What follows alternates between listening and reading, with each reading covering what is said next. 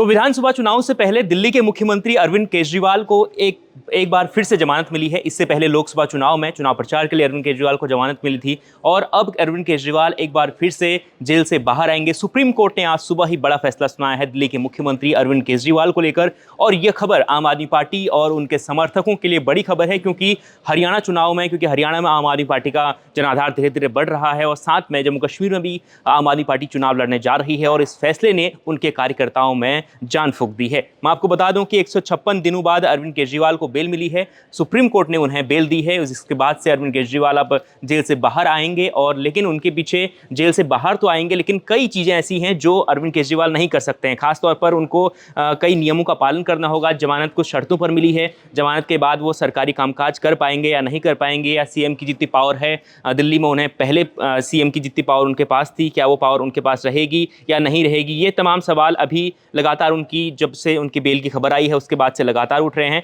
तो आपके इन सभी सवालों के जवाब हम आपको देते हैं कि अरविंद केजरीवाल क्या बेल मिलने के बाद उन सभी क्या उन्हें वो ताकतें वापस मिल जाएंगी जो उनके पास पहले थे। ये सवाल सबसे इस वक्त सभी ये सवाल जानना चाहते हैं। लेकिन आपको उससे पहले बता दूं कि जैसे ही विधानसभा चुनाव की तारीखों का ऐलान हुआ, चुनाव नज़दीक आए, तो उससे पहले जम्मू कश्मीर में भी इंजीनियर राशिद को बेल मिली थी। उसके बाद अब ये अरविंद केजरीवाल को भी बेल मिली है चुनाव प्रचार के लिए। तो अब देखते हैं कि अरविंद केजरीवाल किस तरीके से चुनावों में, क्योंकि हमने देखा था कि लोकसभा चुनाव में भी उन्हें बेल मिली थी, लेकिन लोकसभा चुनाव में अरविंद केजरीवाल का जादू नहीं चला था।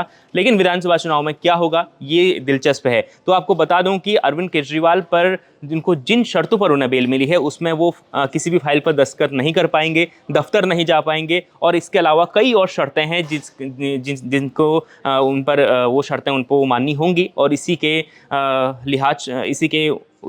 इस पर उन्हें बेल मिली है। आपको बता दें कि और क्या शर्तें हैं ये आपको बता देता हूं। तो इसके अलावा अरविंद केजरीवाल अब सचिवालय नहीं जा सकेंगे। इन केजरीवाल को बेल तो मिली है, वो जेल से बाहर ज़रूर होंगे, लेकिन सचिवालय कामकाज के लिए वो नहीं जा सकेंगे। किसी भी सरकारी फाइल पर वो दस्तखत नहीं करेंगे इस दौरान। और आपको बता दूं कि वो किसी भी सार्वजनिक बयान या उस पर टिप्पणी नहीं करेंगे। ये सबसे बड़ी बात है कि चुनाव जब नज़दीक हैं तो कई ऐसे बयान सामने आएंगे, लेकिन अरविंद केजरीवाल को उन बयानों पर टिप्पणी नहीं करनी है।